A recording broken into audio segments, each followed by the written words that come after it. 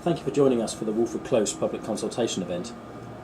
The purpose of this presentation is to explain the design proposals for the Close and importantly to invite your feedback, which we'll explain more later on. Here's an ordnance survey plan showing the Woolford Close buildings. It's important to try and familiarise yourself and perhaps try and work out which flat you live in. You'll see the flat numbers there. And we're going to be focusing on development proposals for the area within the Close and also Wilberforce Close as well. The first thing we do when we begin to develop design proposals for a site is to visit the site and try and understand the constraints and the opportunities, to find ways of making improvements and also find ways of resolving some of the challenges. One of the first things we noted was the opportunity to create an access between Thurman Crescent and Woolford Close. This is something that was identified as an opportunity in the Stanmore Master Plan. In this view you can see the significant planting that currently blocks the view and the access between the Close and the park, and it's our intention to open up a new route through this point. Within the Close, our first impressions were that the area was predominantly hard landscaped, hard surfaces, overshadowed by the buildings to the south, car parking dominating the centre of the space, and generally it felt reasonably uninviting, and much of the quality of the materials was poor and fairly tired. And there's an opportunity to improve the quality of the materials and to change the feel in the space, and that's something we'll come on to in a moment. At the corner of the site, looking back towards Thurman Crescent, where we're proposing to open up a gap and bring in a new route, you can see the garages. And the intention is to open up this corner of the site and to increase the amount of grass and the opportunity for play space. Here's a view from the entrance to the Close, and again you can see that the site is dominated by car parking and tarmac. But one of the things we noticed when we arrived here was that it's actually very difficult to identify not only the specific blocks and where individual people may live. Certainly if you're a visitor to the site it's quite difficult to find your way around and work out how to get to a particular flat. But also the entrances are quite difficult to locate, and the circulation to get to those entrances involves going up and down quite a number of changes in level. Steps are required, and certainly to get to the blocks in the middle you have to go round, and it's fairly convoluted. And that's something we're going to try and improve. Wilberforce Close has quite a different feel.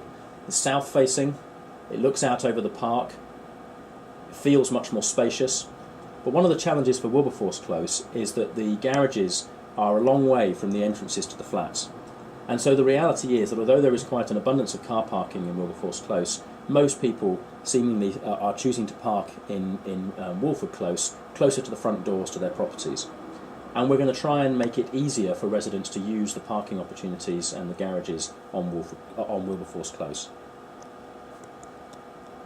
We also look at the detail, and one of the things we noticed in this photograph is the barriers that protect the cars from falling down the gap. Then there's also balustrades, and there's quite a lot of clutter of various pieces of metal dividing up the space. You can also see the dark areas of hard landscaping immediately adjacent to the flats, and the steps which take you down to the entrances. And we're going to try and make this area much more usable for residents, and to give a sense of privacy to this area. Currently people walk past the flats, walking past the kitchen windows, and we're going to try and dissuade people from moving directly in front of the various apartments. So here are some of our core objectives. Opening up a new route connecting Woolford Close with Thurman Crescent, part of the Stanmore Master Plan. Better utilisation of the Undercroft garages, and encouraging better parking provision and better use of the storage provided by the garages. Rearranging parking, making better use of the space and better distribution of parking between the flats. Defining the entrances to the blocks and making changes to how you approach the entrances so that it's clearer and more legible for visitors. Soft landscaping, improving the area as a whole and making it feel more welcoming and more friendly. Improving amenity space so that each of the flats has its own area of semi-private garden space, and importantly adding bins and bin stores so that we can tidy up some of the Euro bins that currently sit on the pavements and adjacent to the flat entrances. And how we're going to do that? We're going to create a route, we're going to better define the entrance blocks, we're going to improve access, improve parking, define semi-private gardens, tidy the estate and soften the landscape. Now when we come up with designs like this, we need a driving concept. We often have an idea behind our decision making. And this camera by the fashion designer Paul Smith has some really simple ideas behind it. The simple defining use of bright colour, carefully located against the backdrop of the general green colour of the camera, lifts the camera quite significantly, gives it a unique identity, makes it feel bespoke, unique, something that's carefully considered and designed. And part of our aspirations here are to introduce an element of design and interest into the space, but also make sure that we use discrete elements of colour to better define the identity of the blocks and the entrances and the way people should move through the space. Here's our palette of materials. The intention is to use quite a simple palette of materials across the majority of the steps, the entrances, the hard landscaping, but to introduce pieces of colour strategically to better define entrance and to define circulation around the estate. Here's the overall site plan, and I'm going to take you through in a bit more detail now various aspects of how this plan delivers those objectives. The first thing is the route. The route takes us from Thurman Crescent through the gap where we remove some of the existing planting, down a new set of steps connecting to the pavement, and then taking us through Woolford Close, across the pedestrian level access crossing point, and then round onto the pavement and down the valley. This will be defined by the introduction of trees, and these trees will form a visual avenue connecting people through. They will also, very importantly, introduce important soft landscaping and visual emphasis in the centre of Woolford Close. There'll be street lighting, which will help to ensure this is a safe route, and the intention is that the public moving through Woolford Close are kept to this side of the site, well away from the private flats that are on the ground floor.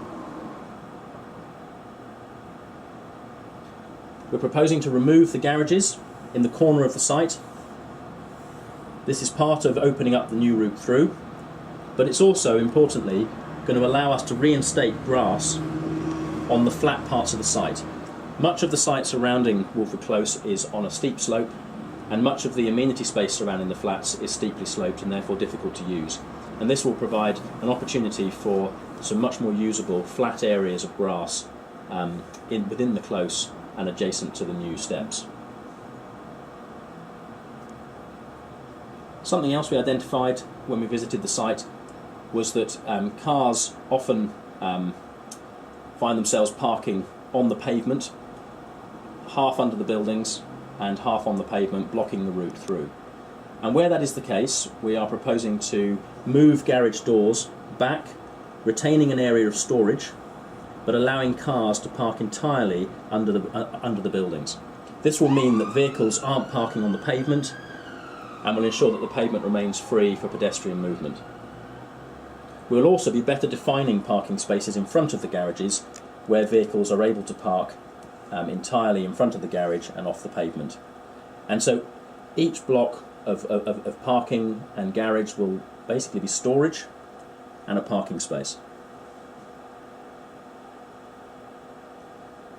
Now we look at the parking generally within the close. At the moment, all of the cars face straight onto the flats, headlights shining through private windows, and a continuous sea of car parking is the result. What we're now doing is dividing up the parking into 3 bays.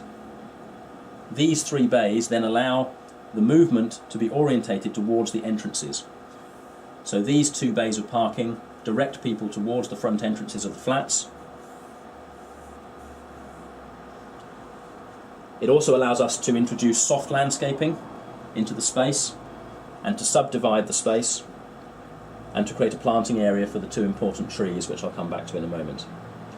And the intention is that there's no parking spaces lost, but we're also able to introduce 2 accessible parking spaces, one here and one I'll show you later, and they are associated with accessible apartments.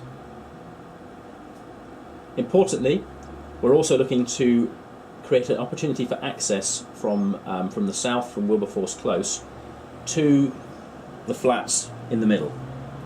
At the moment, their access is from Wilberforce Close, and the result is that there is no incentive, and it's very difficult for them to use their garages underneath those blocks and to use the parking spaces that are available underneath their block.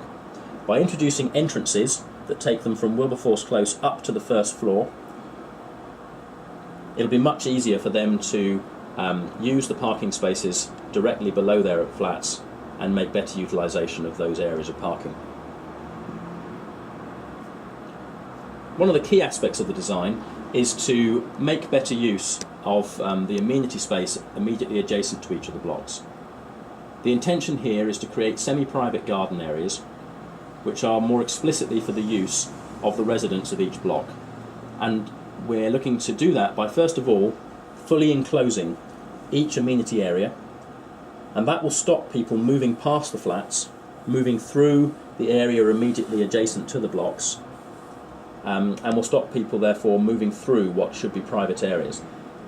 Each of these semi-private gardens will have an area of soft landscaping, a whirligig, a picnic table, a planter allowing residents to personalise their space, the access steps to the front doors, and this will also have a gate, allowing that to be a secure, semi-secure area, hopefully safer, and an area that children would be encouraged to play safely within. Now the trees, the intention behind the trees we're introducing is that they are tall and thin. That way they won't affect or block any of the access, the car parking areas, but they will also have a strong presence in the site. Woolford Close is characterised by reasonably tall buildings, and it's important that any tree species we introduce can compete with the scale of the buildings and have a presence within the space. So here's an aerial view, just to give you a feel of how the whole development comes together. You can see now the accesses up to the first floor on Wilberforce Close, the allocated and defined parking, the route coming through the centre of the site with the avenue of trees defining that, new areas of grass where the garages once were, reorganised parking in the centre of the space, creating bands of access to these blocks, and you can just begin to see some of the private amenity spaces immediately adjacent to each of the blocks. So here are some before and after shots. The view east from Thurman Crescent. Before, no access through, no view connecting, and now an open view, an avenue of trees, an inviting view drawing people through the site and connecting Woolford Close to the park. The view looking down the site, now broken up by the tree planting, by the low-level hedge planting, by the reorganisation of the cars, softened. Looking into the close from the entrance, pedestrian crossing, defining that you're entering a semi-private place, hopefully slowing traffic down. Trees dominating the centre of the site, softening it down. And there's the view looking back towards the park, the site opened up, the steps taking you through to the park. And here's a view of the private amenity spaces immediately adjacent to the blocks.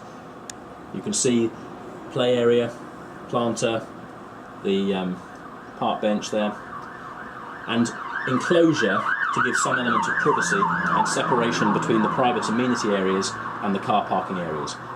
And the intention is to better define public, semi-public and semi-private spaces so that people feel they have a little more control over their private space and are hopefully more able to use it.